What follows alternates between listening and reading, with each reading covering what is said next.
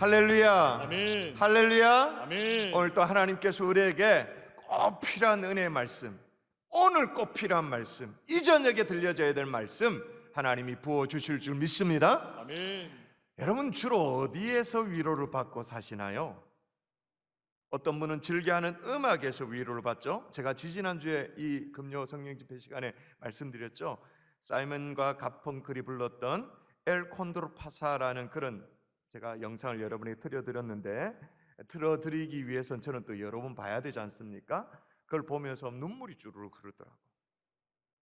애잔한 그 뭐랄까요, 펜프루스의 그 음색이 그냥 사람을 완전히 뭐랄까 찌릿찌릿하게 만든 그 펜플루스의 신비스러운 느낌, 그리고 그 영상과 함께 소개되어졌던 이 콘도르처럼 나도 좀 헐헐 날아가고 싶다라는, 나도 좀 자유롭고 싶다라는 그 열망이 덧대어져 가지고 마음에 뭉클하는 그런 은혜 제가 있었다 그랬죠.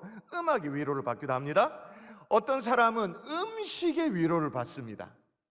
아닌 척하지 말고, 맞잖아요. 내가 좋아하는 맛난 음식 시켜놓으면 너무너무 좋아하잖아요. 근데 이제 문제가 뭐냐면 요즘 맛집을 못 찾아가, 그죠? 코로나 때문에 걱정되어져서.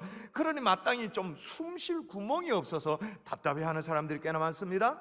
어떤 사람은 반려동물로 말미암아 위로를 받기도 합니다. 저희 집에도 강아지가 한 마리 있거든요. 근데 야, 나원 참네. 우리 애들이 우리 집에 왔다 저기 왔는데 나를 부를 때랑 강아지를 부를 때 어조와 톤이 완전 달라. 아버지를 부를 때는 어떻게 할까요? 가능하면 짧게, 가능하면 투명하게. 네, 뭐 그럼 끝나요. 그런데 강아지는 얼마나 사랑스럽게 그런 표정이 있는지 제가 모를 정도로 얼마나 사랑스럽게 막 목소리에서 막 꿀이 뚝뚝 떨어져. 어떤 분은 갓볶은 아주 향 짙은 커피 향기, 그러면서 위로를 받기도 하죠. 소확행을 즐기는 그런 분들이 있습니다. 어떤 분들은 월급날이 위로가 되어지기도 합니다. 근데 이 위로가 너무 짧아. 바로 빠져나가. 위로가 되었다가 바로 허무가 찾아오는 그런 경우가 있죠. 그럼 설교하는 저는 주로 어떤 데 위로를 받을까요? 지지난 금요일에 아까도 말씀드렸습니다만 소위 말해서 콘도르 설교를 했지 않습니까? 자유라는 그런 설교를 제가 마치고 나서 톡을 하나 받았습니다. 톡 내용이 이래요.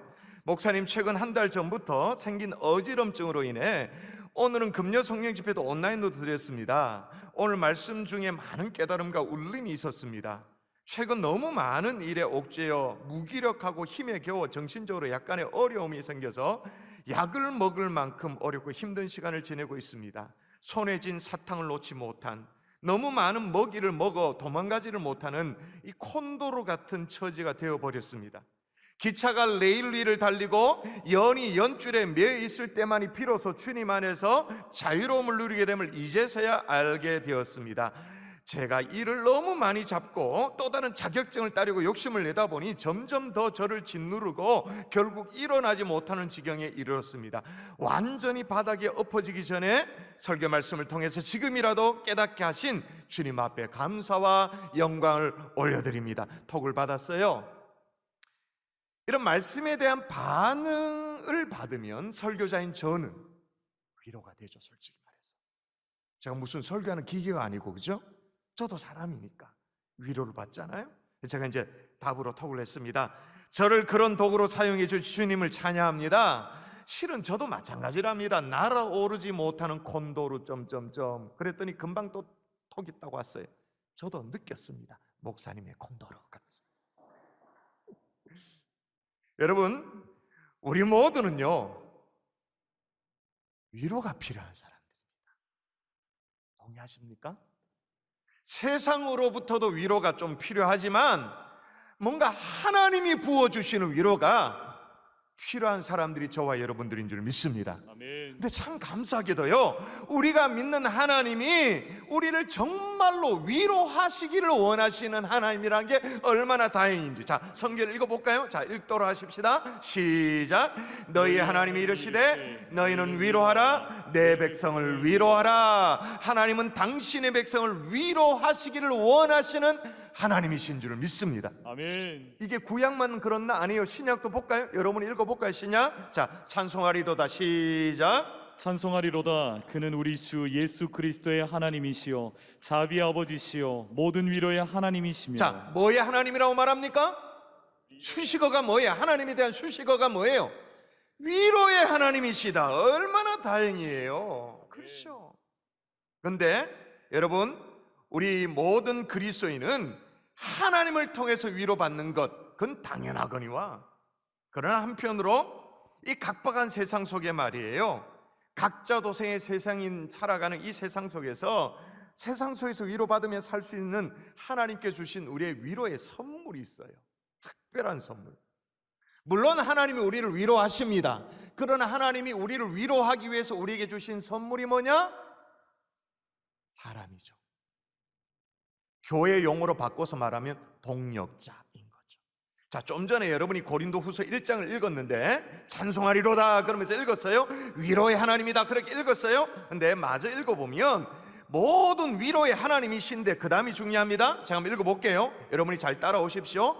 우리의 모든 환난 중에서 우리를 위로하사 우리로 하여금 하나님께 받은 위로로서 모든 환난 중에 있는 자들을 능히 위로하게 하시는 이시로다.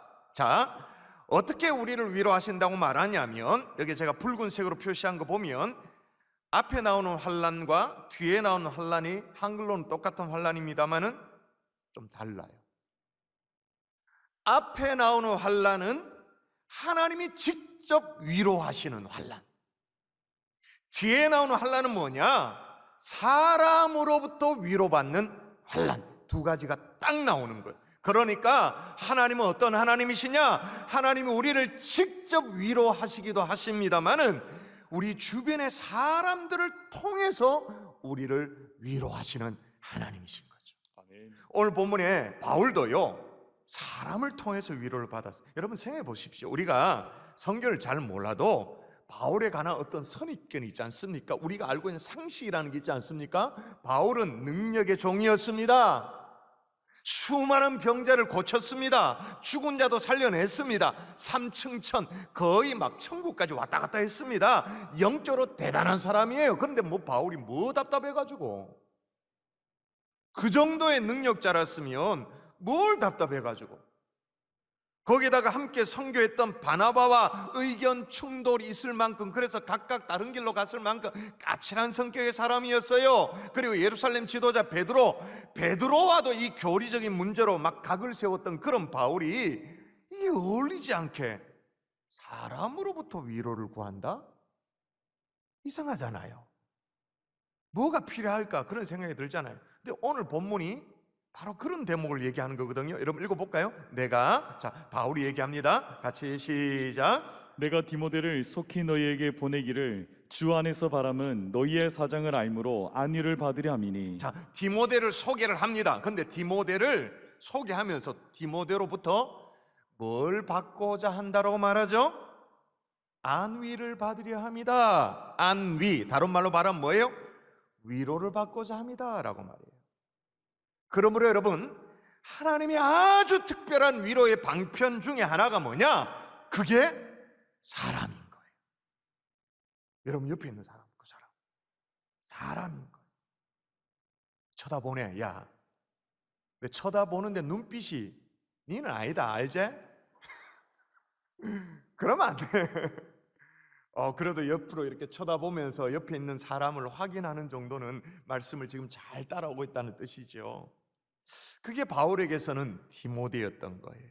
자, 그러면 하나님은 왜 우리에게 사람을 통해서 위로를 하실까? 이상하잖아요. 여러분, 우리가 적어도 알고 있는 사람이라면 얼마나 믿을 수 없는 존재인데, 이게 어디로 튈지를 모르는데, 믿는 구석이 그냥 발등 찍히고 그런 게 얼마나 많은데, 조속을 달라서 그냥 달라지는 게 사람인데 뭘 믿는 구석이 있다고 사람으로부터 우리가 위로를 받는가?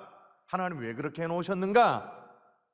사람에게만 받을 수 있는 위로가 있죠.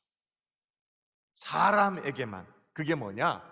피를 나눈 가족애를 느낄 수 있는 가족애.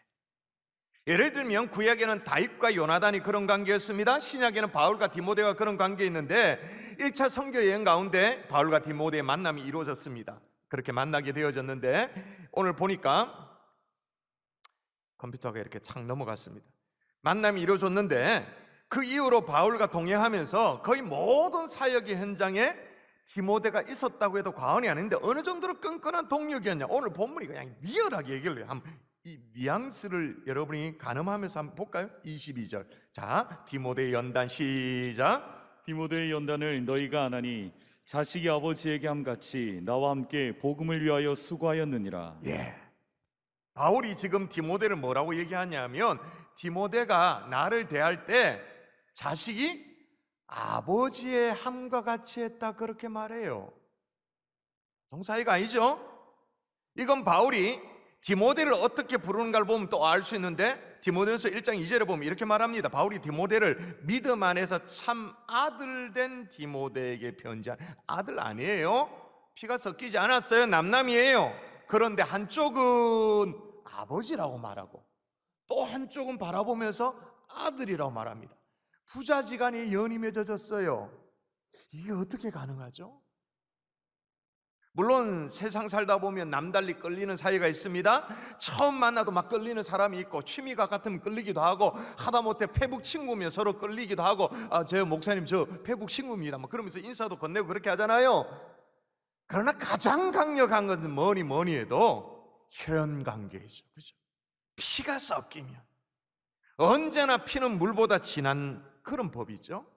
바울과 디모데 이런 피가 섞인 관계가 되어버렸는데 부자지간이 되어버렸는데 서로를 향해서 아들이라고 말하고 서로를 향해서 아버지라고 말하는데 이게 어떻게 가능한가? 여러분 혈연관계가 되려면 전제돼야 되는 게 있잖아요.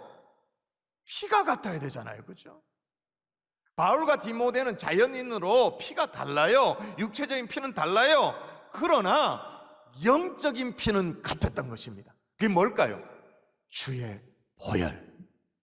아멘이십니까? 아멘. 그래서 오늘 우리가 빌립보서 2장을 펼쳤는데 우리가 펼친 빌립보서 2장 앞서서 빌립보서 1장에 가보면 바울이 자기 자신의 심장을 소개합니다. 뭐라고 소개하냐면 내가 예수 그리스도의 심장으로 나는 심장 이식 수술을 받았다. 내 심장은 자연인의 심장이 아니다.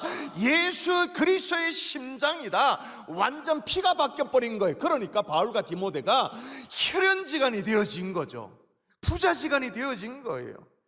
또 하나 왜 하나님이 사람을 통해서 위로를 하시는가? 여러분 사람은요 따라할까요? 함께 수고할 수 있다. 수고할 수 있다. 이거예요.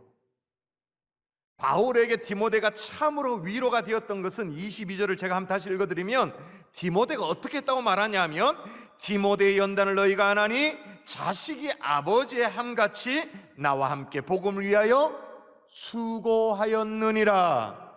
나와 함께 복음을 위하여 뭐 했다고 말합니까? 수고하였다고 말해요. 쉽게 말하면 눈물 젖은 빵을 같이 먹은 그런 기억이 있는 거예요. 근데 그렇게 수고를 하긴 하되 뭘 위해 수고했다고 말하냐면 복음을 위해 수고했다. 이게 엄청나게 중요해요. 같이 그냥 수고한 거 그게 중요한 게 아니라 복음을 위해. 여러분 바울에게 디모데가 그렇게 위로가 되었던 가장 정확한 이유가 바로 이건데요. 나와 함께 복음을 위해 수고해 줬기 때문에. 이건요 사람만이 해줄 수 있는 것입니다. 아무리 우리가 기여하고 아무리 우리가 한 번씩 뭐랄까 위로를 받는 반려동물이 있다 할지라도 함께 복음을 위해서 수고해 줄 수는 없습니다. 음악이 우리에게 아무리 위로를 준다 할지라도 커피 한 잔이 우리에게 참 안식을 주고 릴렉스 편안하게 그렇게 해줄지는 모르지만 복음을 위해 함께 수고해 줄 수는 없어요. 그건 뭐예요? 사람인 거죠. 사람. 복음을 위해서 함께 땀 흘리고 함께 기도하고 함께 헌신하고. 그런데 하나님이 우리에게 주신 선물과도 같은 사람은요 이 수고를 할 수 있다 그 말인 거예요.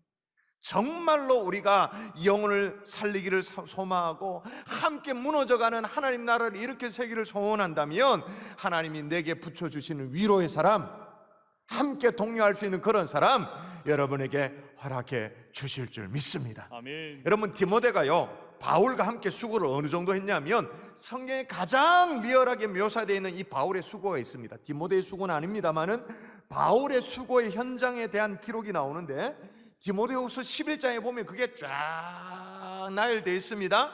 제가 긴 구절을 소개할 테니까 이게 바울이 얼마나 복음을 위해서 애썼는가 상상해 가면서 여러분이 한번 따라와 보십시오. 제가 읽어볼게요. 내가 수고를 넘치도록 하고 옥에 갇히기도 더 많이 하고 매도 수없이 맞고 여러 번 죽을 뻔하였으니 유대인들에게 40에 하나 감한매를 5번 맞았으며 3번 태장으로 맞고 1번 돌로 맞고 3번 파선하고 일주일을 깊은 바다에 지냈으며 여러 번 항해하면서 강의 위험과 강도의 위험과 동족의 위험과 이방인의 위험과 시내의 위험과 광야의 위험과 바다의 위험과 거짓 형제 중에 위험을 당하였고 또 수고하며 애쓰고 여러 번 자지 못하고 줄이며 목마르고 여러 번 굶고 춥고 헐벗었노라. 이게 바울이 복음을 위해서 수고한 현장이에요. 이 중에 우리 한 가지도 우리는 하고 있지 않죠? 그죠? 40에 감한매 우리는 맞으면 죽어볼 거예요. 그죠? 바로 죽을 거예요. 그냥 줄이고 목마르고 헐벗고 굶고 춥고 그런 거 우리는 하지 않아요. 근데 대부분의 성경학자가 바울이 이 복음을 위해서 수고한 이 현장에 누가 있었다라고 추측을 하냐면 디모데가 있었다. 왜 그렇게 예측을 하냐면 이 바울 서신 13개 서신 가운데 거의 절반 가까운 서신의 공동 저자로 디모데가 등장할 정도로 바울에게 있어서는 디모데가 항상 같이 있어요. 이 정도로 함께 수고를 하니까 바울이 디모데를 소개하면서 어떻게 소개합니까? 오늘 본문에 아주 독특한 표현을 사용하잖아요. 제가 다시 읽어볼까요? 디모데의 연단을 너희가 안다. 디모데의 연단 무슨 말이에요? 수고, 나와 함께 애씀, 나와 함께 그 고난당함, 디모데의 연단을 너희가 알지 않느냐? 그러므로 검증이 끝났다. 내가 확실하게 보증할 수 있는 사람이다. 너희들도 알지 않냐? 그러면서 디모데를 소개하고 있는 거예요. 여러분, 이런 사람들이 여러분에게 연결되어질 수 있기를 주 예수의 이름으로 축원합니다. 아멘. 근데 그렇게 연결되어질 때 말이에요, 하나님이 우리에게 위로의 사람으로 연결해 주는 사람이 대단한 사람이 아니어도 괜찮을 수 있어요. 막 탁월한 하나님의 막 홀리한 영적인 사람, 그런 사람이 아닐 때가 더 많아요. 여러분 이 얘기 아시죠? 영국의 한 신문사에서 이색 공모를 했잖아요. 주제가 뭐냐? 영국 끝에서 런던까지 가장 빨리 갈 수 있는 방법에 대한 공모가 있었습니다. 사람들이 얘기합니다. 비행기로 가면 빠르다, 고속기차로 가면 빠르다, 무한 속도의 어떤 자동차가 빠르다, 열기구, 뭐 여러 가지 방법이 있었어요. 근데 1등으로 당첨된 게 뭐냐? 좋은 친구와 함께 가는 것이 가장 빠르다. 친구와 웃고 대화하고 하다 보면 어느새 목적지에 도달해 있다, 그 말인 거죠. 여러분, 하나님은 나 혼자 아무리 기도해도 응답이 없는 안 이루어지는 것 남겨두십니다. 남겨두시기 때문에 이런 성경 구절이 있습니다. 나 혼자 아무리 기도해도 기도 응답이 안 되는 것을 남겨두십니다. 그래서 이런 성경 구절이 있어요. 읽어볼까요? 진실로 같이 시작. 진실로 다시 너희에게 이르노니 너희 중에 2사람이 땅에서 합심하여 무엇이든지 구하면 하늘에 계신 내 아버지께서 그들을 위하여 이루게 하시리라. 아멘. 합심하여 2사람이 구하면 하늘에서 이루어진다. 아멘 하죠. 이걸 뒤집으면 어떻게 돼요? 나 혼자 아무리 기도해도 응답되지 않는 기도 제목을 하나님이 따로 두신다. 그 경우는 어떻게 해요? 2사람이 합심하여 구하면 하나님께서 응답하여 주신다. 아멘. 이거 이해하시겠어요? 여러분 성경에 보면 중풍병자가 나옵니다. 중풍병자 구원을 받고 고침을 받는데 자신의 믿음만으로 예수님께 나아갈 수 없는 그런 사람이었어요. 그런데 친구가 와서 친구의 믿음이 합쳐져서 지붕을 뚫고 예수님께 내리지 않습니까? 그러니까 중풍병자 자신의 믿음과 친구의 믿음이 합쳐져서 역사가 일어나게 되어지는 거예요. 우리는 때로 힘든 일이 있을 때 어떤 뭐 신기한 거 마법 주문을 외우기가 쉽습니다. 기적을 기다릴 때가 많이 있습니다. 돌이 떡덩이가 되기를 원할 때가 많이 있습니다. 그러나 하나님은 다른 마법 기적이 아니라 우리 옆에 있는 동력자들 통해서 기적을 일으켜 주시는 줄 믿습니다. 아멘. 할렐루야. 아멘. 옆에 분에게 이렇게 인사하십시다. 당신은 하나님이 내게 보내주신 기적입니다. 기적입니다. 한번 다시 진짜로 당신은 하나님이 내게 보내주신 기적입니다. 기적입니다. 진짜 아멘이십니까? 아멘. 아멘이십니까? 이게 진짜 아멘이 돼 오늘 설교가 이해되어지는 거예요. 하나님이 함께 기도할 때 이루어주시는 기도 제목이 따로 있다, 이해가 되어지는 거죠. 말씀의 결론을 맺을게요. 하나님은 위로가 필요한 우리에게 위로의 선물을 주십니다. 그게 사람입니다. 돈도 아니고 위로의 사람인 거죠. 근데 이 대목에서 문제가 아주 심각합니다. 하나님께서 우리를 위로하려고 사람을 우리에게 붙여주시는데 우리는 지금 뭐 하고 있습니까? 사회적 거리두기를 하고 있죠. 거리두기. 가까이 하면 안 돼. 거리두기. 그래서 어떻게 되어지죠?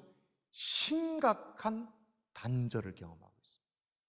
마치 도마 위에 오이 같은 거 썰 때 말이에요. 통강 이렇게 깍두기 썰듯이 잘라가지고 팍 버무리듯이 다 단절되어 있었어요.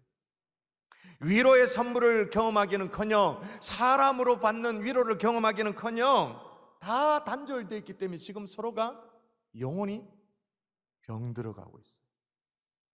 몰라서 그렇지. 왜 그러냐? 우리가 2년 동안 조금씩 병들어가고 있거든요. 조금씩 단절을 경험하고 있거든요. 그래서 감각이 둔해져서 그렇지 우린 심각하게 병들어가고 있어요. 이제 모르긴 몰라도 이 시기를 끝나고 나면 곳곳에서 사회 병리 현상들이 막 일어나게 될지도 몰라요. 그러면 우리는 어떻게 하면 좋을까요? 이 단절의 강급한 속에서 하나님 우리에게 사람을 통해서 위로하시는데 사람을 못 만나요. 그럼 어떻게 하면 좋아요? 하나님께 더 가까이 나아가는 기회로 삼을 수 있기를 주 예수의 이름으로 축원합니다. 아멘. 사람이 막히면 하나님을 바라봐야 되지. 아멘이십니까? 아멘. 하나님과 더 깊은 관계, 더 깊은 기도의 교제. 이번 참에 그냥 사방이 다 막혔으니까 어디 하소연할 데도 없으니까 하나님 앞에 더 가까이 나가는 하나님의 종들 될 수 있기를 주의 이름으로 축원합니다. 아멘. 그러나 그래도 사람에게 받는 위로는 또 따로 있어요. 사람의 온기가 조금 사실 그리워요. 진짜 따뜻한 어떤 뭐랄까 마스크를 벗고 표정 하나라도. 지금 저는 여러분이 저 얼굴을 계속 보잖아요. 근데 저는 여러분을 계속 마스크를 쓰고 있는 모습 보니까 이제 성도들이 얼굴이 가물가물해요. 진짜로. 그래서 교회 홈페이지 갤러리를 일부러 들어가서 일부러 사진을 열어서 이걸 확대해 봐야 돼. 아, 이분이 이 표정이셨구나. 이 얼굴이었구나. 성도들이 얼굴을 잊고 있어요. 여러분 어떻게 해야 될까요? 이게 막혀 있으면 어떻게 해야 될까요? 이제는 방법을 바꿔야죠. 제가 지금 무슨 얘기를 해요? 대면이 막히면 어떻게 해요? 비대면이라도 우리가 커피 한 잔을 끓여놓고 얼굴을 맞대면 좋습니다만 그게 안 되면 어떻게 해요? 온라인으로도. 요즘 애들도 다 그렇게 하니까 우리도 그렇게 하는 거죠. 마음의 문을 열고 하나님이 붙여주신 우리의 동력자를 더 적극적으로 방법을 달리해서 온라인에서 찾아 만나는 그런 열심 있는 하나님의 종들 될 수 있기를 주의 이름으로 축원합니다. 아멘. 전화 통화를 해도 이제는 어떻게 해요? 일부러라도 화상으로, 일부러라도 얼굴을 대면하는 거예요. 공적인 구역 예배가 아니어도 내가 공적으로 무슨 구역 예배에 모인다 이게 아니어도 내가 준 방을 만들어서 귀한 하나님의 사람들 연결해서 같이 각자 그냥 따뜻한 차 한 잔 끓여놓고 차 마시면서 수다 떠는 거예요. 그것도 아니면 이제 가을이 다가옵니다. 아날로그 감성으로 편지를 써보는 거죠. 여러분의 마음을 녹여내서 그렇게 해서라도 하나님이 우리에게 주신 위로의 선물, 사람을 잃어버리지 않는 하나님의 종들 될 수 있기를 주 예수의 이름으로 축원합니다.